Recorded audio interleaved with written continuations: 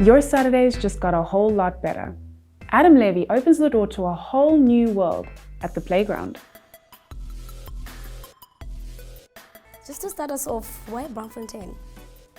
It was a little while ago. It's been 18 years, I think, in Braamfonteins, but it just seemed like the right place at the right time. And, it's wonderfully well located next to Wits University. The Nelson Mandela Bridge had just been built. It's kind of closed, relatively restricted, which means that there's really a wonderful opportunity to do magical things inside that space. So I just haphazardly landed on it, and I've been at it ever since. And people are familiar with what was known previously as the neighborhoods market. What can they expect to be different this time around? What makes the playground unique? Well, there are many of the aspects that people loved about the neighborhoods market which will remain in that space. It's an artisan market, so we have handpicked the most dynamic stallholders that have been around in the last 10 years, people that are new and fresh and dynamic in the space. So certainly the food, entertainment, amusement aspect of it is still very much there, but the playground is a new adaptation for a new time. It's a world that's post-COVID, and it's also around about the kind of construct of what my business has always been around, and my business is called Braamfonteins.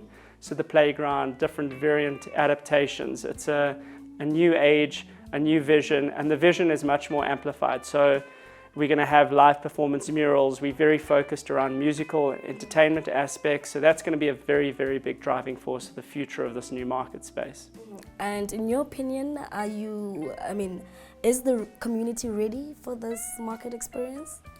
I absolutely believe that the market's ready for it. I mean, sometimes you can make things that are a little bit forward-thinking and progressive, but they also, they task your audience to aspire harder, to dream bigger. And those are the sorts of things that I've always been in the business of doing. So to make things that are transformatively change-making, and people will step into that space because that's the human condition. We built that way. And innovations, Adam, that are key in building the culture in communities like Braamfonteins? Well, we're doing a very exciting thing now, which we've just locked in association with Yoko. They seem like a natural partner, is this youth, and not only youth, an entrepreneurial aspect through the market, which is going to be a showcase of different enterprising people doing amazing things, creating new dynamic stories. And the market really has always been focused around multiculturalism, aspect to bring everybody from every walk of life together to, talk about ideas and exchange different experiences. And that's how we grow and evolve and develop. And that's going to be a very, very big driving force of the playground. A focal point on new age entrepreneurialism. We've got our first thing is going to be a collaborative association, which we're doing, and it's going to be around streetwear. So we've got 5 young, dynamic, up and coming, operators in that space, and we're going to give them a platform. And every single month there will be a new platform guided by a different director, a different curator, telling a different story. Interesting. Adam, just speaking on entrepreneurs, how important was it for you to create that space or that platform for them to showcase their products, just maybe economically as well, in the context of Johannesburg?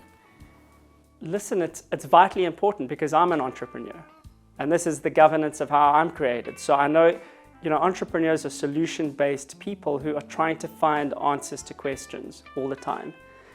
And Braamfonteins, has a very big youth community and culture, and people over there are finding their way into the world, and they will find that life very quickly presents with problems. And if you're malleable and adaptable, strong-willed and resilient, you can make magic. And magic is the birthplace of entrepreneurship. And I think that's a very, very exciting platform. And we want to be the custodian home base of where that magic is made, where it gets delivered. Absolutely, Adam. Is there anything that I didn't ask that you think is significant just regarding the market itself or tomorrow, the experience, anything at all that you think, might interest someone to come and visit? You've touched on all the key points over here, but one thing that I do want to do as an extension and an invitation to people coming into the market is that there was, for years, Braamfonteins was this dynamic, melting pot, magical thing, and aspects of that very firmly still there. There was a moment where people might have thought, that the place, or not Braamfonteins specifically, but the city was kind of falling to pieces and getting a little bit more well-ridden or grime-ridden, you know, and we have focused very intently on security. We've placed, you know, hundreds of different cameras in. The entire neighborhood's under 24-hour surveillance, which is the first area in the inner city of Johannesburg to have this type of capability. We are focusing on experiential aspects of it. So when you come into Braamfontein now, instead of having people, you know, ask for money when you get in the car, the objective is now to try and amplify every aspect of it from the minute you arrive. So, you know, people, instead of saying, you know, we're here to look after your car, they're going to say, hi, we're a welcome committee to Braamfontein, where can we guide you? And that is a very, very different directional feeling. And it's a part of the process of upgrading and improving everybody's lives, from, you know, people that are on the streets to people that are, you know, coming in here who are CEOs of companies. It's very wide ranging, and it's going to be very inviting. We want people to come there with a smile on their face, because they're going to leave with a smile on their face. Absolutely, Adam. Thank you so much for your time. It was an absolute pleasure speaking to you.